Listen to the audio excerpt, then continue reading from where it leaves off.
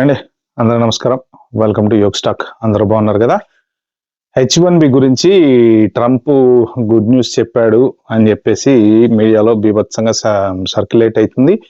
ఇంకొక స్టెప్ ముందుకెళ్ళి కొంతమంది అయితే ఇక ట్రంప్కు బుద్ధి వచ్చింది, ట్రంప్ భయపడిపోయాడు, ఇంకా మనోళ్ళు చూసి వణికిపోయాడు, అది అని చెప్పి రకరకాలుగా చెప్తున్నారు. అసలు ట్రంప్ ఆ ఇంటర్వ్యూలో చెప్పింది ఏంటి, వీళ్ళకి అర్థమైంది ఏంటి, అసలు ఏం జరుగుతుంది, ట్రంప్ H1Bకి వ్యతిరేకమా కాదా, ఈ డీటెయిల్స్ అన్ని ఈ వీడియోలో మాట్లాడదాం.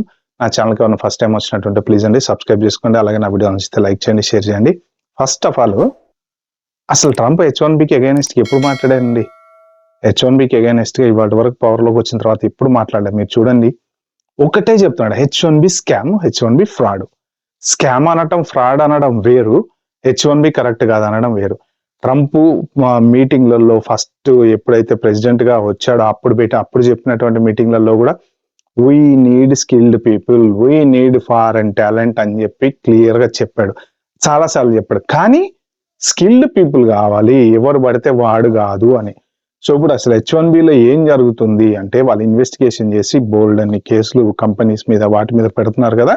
దాంట్లో చెప్పింది ఏంటి అంటే, మిస్యూజ్ చేశారు, ఫ్రాడ్ చేశారు, అడ్డదిడ్డంగా వాడేశారు, ఇష్టం వచ్చినట్టు H1B మీద 15 అప్లికేషన్లు 20 అప్లికేషన్లు వేసి జనాల్ని తీసుకొచ్చారు.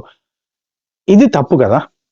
సో ట్రంప్ ఇప్పుడు ఇంటర్వ్యూలో చెప్పింది ఏంటి అసలు అంటే, యాక్చువల్గా ఆ ఫాక్స్ న్యూస్ యాంకర్ అడిగినప్పుడు మనకి ఫారెన్ టాలెంట్ కావాలి అంటే, ఎస్ కావాలి, H1B మీద నేను సపోర్ట్ చేస్తా, ఫారెన్ టాలెంట్ మన దగ్గర లోకల్గా లేదా అని ఆమె అడిగింది. లేదు, కొన్ని స్కిల్స్ మన దగ్గర లేవు అని చెప్పి డైరెక్ట్గా ఒప్పుకున్నాడు. ఇప్పుడు డిఫెన్స్ రిలేటెడ్ స్కిల్స్ ఉన్నాయి కొన్ని, మన దగ్గర లేవు, అలాంటి స్కిల్స్ మనకు కావాలి అంటే ఎవరైనా సరే H1B వీసా మీద వచ్చి అక్కడ వాళ్ళకి ట్రైనింగ్ ఇచ్చేసి మళ్ళీ అంటే స్కిల్, ఆ పర్టికులర్ స్కిల్ మనం తీసుకోవాలి, వాళ్ళ దగ్గర నుంచి ట్రైనింగ్ తీసుకోవాలి, పంపించేసేయాలి. అంటే ఇప్పుడు మిసైల్స్ తయారు చేసేవి దాని గురించి మాట్లాడాడు. తర్వాత కొన్ని ఇప్పుడు ఫ్యాక్టరీలలో బ్యాటరీలు తయారు చేసే కొన్ని వాటి గురించి మాట్లాడాడు. అంటే ఇప్పుడు బ్యాటరీలు తయారు చేసేటువంటి ఇంజనీర్స్ కానీ, లేకపోతే దాని రిలేటెడ్ సబ్జెక్ట్ ఉన్నటువంటి వాళ్ళు కానీ, అంత కొంత స్కిల్ అండ్ ఏ పర్టికులర్ గా హై స్కిల్. ఆయన మాట్లాడేది ఏంటంటే, మాన్యువల్ టెస్టర్ ని తీసుకొచ్చి H1B ఇచ్చి అమెరికాలో కూర్చోబెట్టడం కాదు, హైలీ స్కిల్డ్ వాళ్ళు మనకి కావాలి, హైలీ స్కిల్ టాలెంట్ మన దగ్గర లేదు అన్నాడు. ఇప్పుడు జనరల్ గా మీరు H1B మీద తీసుకుంటే ఐటీ జాబులు మొత్తం 75 to 90% మన ఇండియన్సే చేస్తారు. దాంట్లో మళ్ళీ ఒకటి 4 జాబులు, మళ్ళీ వైఫ్ H4EAD ఉందనుకోండి, ఆమె ఒక 3-4 జాబులు. అంటే ఇట్లా మనకు డబ్బు సంపాదించాలన్న అత్యాశతోటి మొత్తం అంతా మనమే చేసేస్తున్నాము, లోకల్ వాళ్ళకి జాబులు రావట్లేదు. సో వాళ్ళ బాధ అదనమాట. వాళ్ళకి తెలియకుండా ఉంటుందా అండి, 2 జాబులు 3 జాబులు చేస్తున్నారు, తెలుసు, అన్ని తెలుసు. స్లోగా ఒక్కొక్కటి బయట పెట్టుకుంటూ వస్తారు, నో ప్రాబ్లం. ఎందుకంటే ఇన్వెస్టిగేషన్ చేస్తున్నారు, రోజు కొన్ని లీకులు ఇస్తున్నారు.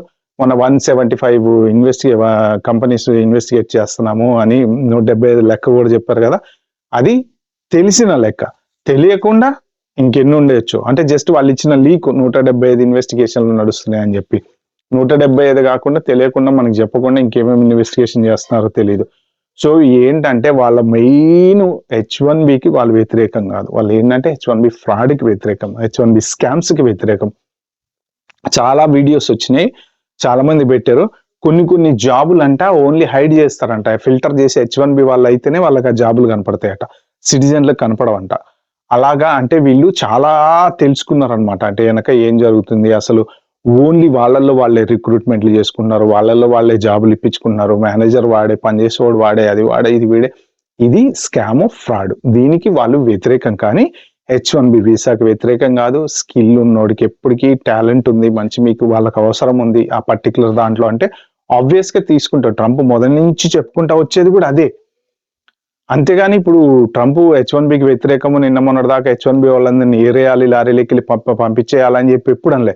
ఈ రూల్స్ అన్ని ఎందుకు పెట్టుకొస్తున్నారు? ఇప్పుడు మీకు 100,000 దాని మీద ఒక చిన్న ఎగ్జాంపుల్ ఎక్స్ప్లెయిన్ చేస్తాను. రేపు పొద్దున వాళ్ళకి డిఫెన్స్ సిస్టమ్ లో మిసైల్స్ తయారు చేయడానికి హైలీ స్కిల్డ్ వాళ్ళు ఇండియా నుంచి కావాలి. ఓకే, అప్పుడు ఏంటి, ఈ 100,000 కట్టి వాళ్ళని తీసుకురావాలనేది కదా రూలు. వాళ్ళు ఏంటంటే గవర్నమెంట్ కి ప్రపోజల్ పెట్టుకోవచ్చు, ఇది కూడా దాంట్లో యాడ్ చేశారు యాజ్ పార్ట్ ఆఫ్ దట్.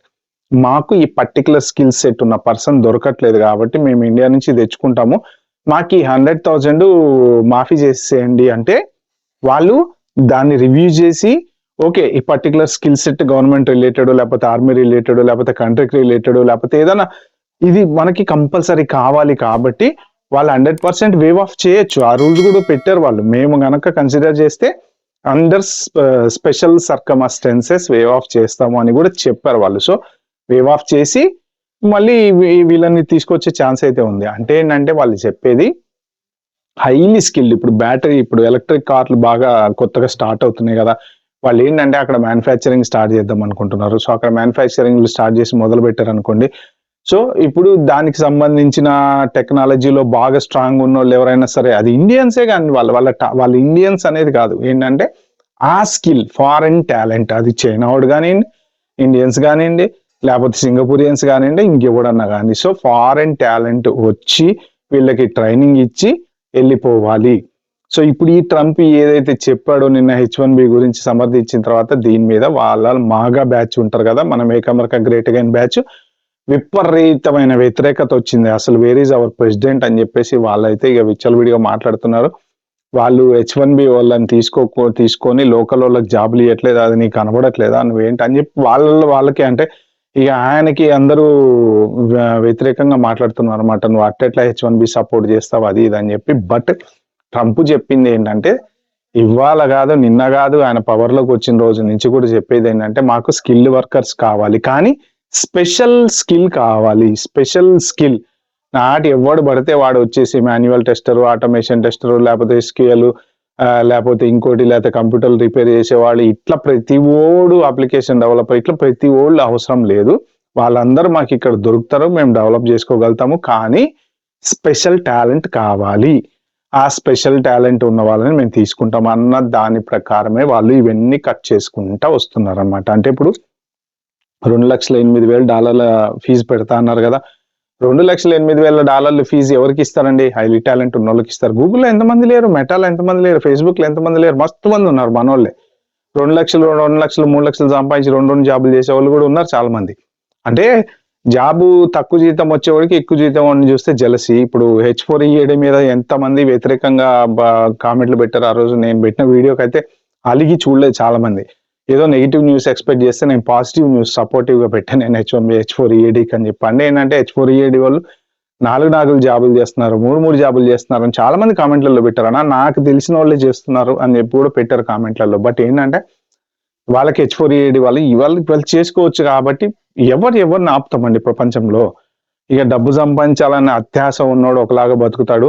చాలే నాకు ఇది లైఫ్, హాయిగా నేను నా వైఫ్ ఒక జాబ్ చేసుకుంటున్నాం, చక్కగా ప్రశాంతంగా పిల్లలు చూసుకుందాం, చదివించుకుందాం అనేవాడు థాట్ ఒకలాగుంటది. ఇక వీలైనంత వరకు సంపాదించేసుకోవాలి, అది కూడా రాక ఏడ్చేవాడు థాట్ ఇంకొకలాగా ఉంటుంది. అందరూ ఒక్కొక్కరికి ఒకటి శత్రువు. అంటే ఇప్పుడు H1 ఓడికి H4 ఓడి శత్రువు, H4 ఓడికి OPT ఓడి శత్రువు, OPT ఓడికి వీళ్ళందరూ శత్రువులు అనమాట. ఇప్పుడు OPT వాళ్ళకి ఎందుకు H4 వాళ్ళ మీద కోపం అంటే, ఇక వీళ్ళు వచ్చేసి 3 జాబులు చేస్తున్నారు, మరి లేకపోతే కనీసం మాకు జాబులన్నీ వచ్చేవని OPT వాళ్ళ కోపం. అట్లా ఉంటది పరిస్థితి. ఏంటంటే ఇప్పుడు మనలో మనకే మన వీసాలలోనే కాంపిటీషన్, మన వీసాలలోనే పడదు. దీంట్లోనే మళ్ళీ గ్రూపులు, రాజకీయాలు, కులమతాలు ఇవన్నీ రకరకాలు వస్తాయి. కాబట్టి ఇది వాళ్ళకి చిర్రెత్తిపోయింది. సో వాళ్ళ కోపం H1B మీద కాదు, H1B ఫ్రాడ్ మీద, H1B స్కాముల మీద. మనం ఇన్ని రోజులు H1Bని బీభత్సంగా, ఒక్క ఎగ్జాంపుల్ చాలండి, H1B మిస్యూజ్ చేసామనడానికి 15 అప్లికేషన్స్, $10, $150 వస్తే వచ్చింది, లేకపోతే లేదు. వాడికి 4 పికప్ అయినాయి. ఆ 15 కంపెనీస్ నుంచి చేసినటువంటి దాంట్లో 4 పికప్ అయినాయి. 4గిట్లో కొంతమంది ఒకటి సెలెక్ట్ చేసుకున్నారు, కొంతమంది 4గిటికి పోలేదు. అంటే వాడు 4 అవకాశాలని తినేసాడు. అంతే కదా, ఇది చాలా అన్యాయం. ఈ విషయంలో నాకు కూడా చాలా అసలు ఇది నిజంగా ఫ్రాడ్. ఇది ఏంటంటే వేరే 4 స్టూడెంట్స్ యూనివర్సిటీ నుంచి పాస్ అవుట్ అయిన వాళ్ళైనా సెలెక్ట్ అయ్యేవాళ్ళు కదా ఆ ప్లేస్ లో. నువ్వు పోలేదు, ఎక్కడో ఇండియాలో ఉండి ఏదో ఊకే తమాష్కి టైం పాస్కి వేసేవా, అమీర్పేటలో ఏదో కోర్స్ నేర్చుకుంటా వేసి ఏముంది, 15,000 అండి. 15,000 ఎవరి దగ్గర ఉండి వాళ్ళు రేపు డబ్బును వాళ్ళు ఉంటారు కదా, ఎంతో కొంత. $10 అంటే ఎంత చెప్పండి, ఒక అప్లికేషన్కి $10, 15 కన్సల్టెన్సీలు. మామ నాది ఒకటి వేసారా అని ఇటు మామ నాది ఇటు ఒకటి వేసారా అని అది వేసి పడే కన్సల్టెంట్లు కూడా ఏముంది, కన్సల్టెంట్లు కూడా అంట దీంట్లో. మొన్న నేను చదివాను నేను ఇక్కడ ఆర్టికల్లో, ఈ H1Bని ఎంత దరిద్రంగా మిస్యూజ్ చేశారంట అంటే, వీళ్ళు మన దగ్గర వైన్ షాప్లలో లిక్కర్ లైసెన్స్ వచ్చిన తర్వాత లైసెన్స్లు అమ్ముతారు కదండి, వాళ్ళు ఇదే ఎగ్జాంపుల్ పెట్టేశారు. వాళ్ళు లైసెన్స్లు అమ్ముతారు కదా, ఈ లైసెన్స్ కొనుక్కొని 75 లక్షలకి ₹1,00,00,000 అంటే ఇప్పుడు అది కూడా లాటరీ కదా, H1B లాగానే అది కూడా లాటరీ. ఆ లాటరీలో లైసెన్స్ వచ్చినప్పుడు షాప్ పెట్టుకోవాలని లేదనుకోండి, ఇప్పుడు వాళ్ళు కూడా వైఫ్ పేరు మీద, చెల్లెల పేరు మీద, తమ్ముడు పేరు మీద, అన్న పేరు మీద, అక్క పేరు మీద ఒక్కొక్కటి 50-60 అప్లికేషన్లు వేస్తాడు. ఒక్కటి తగిలినా ఈ 50 లక్షలు పోయినా నష్టం లేదు వాడికి, ఎందుకంటే అక్కడ సంపాదించుకుంటాడు. కొంతమంది ఏంటంటే లైసెన్స్లు వేస్తారు, వాళ్ళు షాపులు పెట్టుకోరు, వాళ్ళకి ఆ ఐడియా ఉండదు, వాళ్ళు ఏంటంటే అమ్మేసుకుంటారు అనమాట. అమ్ముకోవడం కోసం వాళ్ళు బిడ్డింగ్ చేస్తారు. లక్కీగా వచ్చింది అనుకోండి. అట్లా కంపెనీస్ అంట, కన్సల్టెన్సీస్ అంట H1B వీసాలు వాళ్ళు వచ్చిన తర్వాత వేరే కంపెనీస్ కి అమ్మినాయట. సో అది నేను చదివాను, న్యూస్ ఆర్టికల్ ఎక్కడో, చూస్తా దొరికితే నేను పెడతాను కింద లింకు. అలాగా మిస్యూజ్ చేశారు ఏజెన్సీలు, చాలా చెత్తగా వాడినాయి దాన్ని. తర్వాత దొంగ కంపెనీలు పెట్టి, కంపెనీ లేకుండా H1 రావటం, H1 వచ్చిన తర్వాత ఆ H1ని వేరే వాడికి అమ్ముకోవటము, అంటే దాంట్లో కూడా బ్లాక్ లో అమ్మటము, ఈ టైప్ లో ఇంతకన్నా ఘోరంగా అసలు వాళ్ళు H1Bని వాడారు. సో ఇప్పుడు ట్రంప్ ఏంటంటే H1Bకి అగైనెస్ట్ కాదు, ట్రంప్ అనే కాదు, వాళ్ళు ఎవరైనా సరే వాళ్ళు దేనికి H1B ఫ్రాడ్కి అగైనెస్ట్.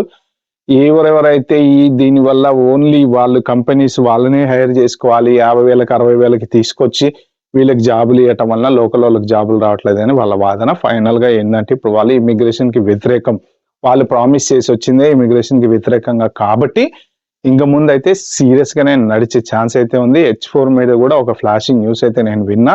సో నెక్స్ట్ వీడియోలో దాని గురించి పెడతా నేను. Wait for the next video. Until then bye and please don't forget, like, subscribe and comment with respect. Thank you.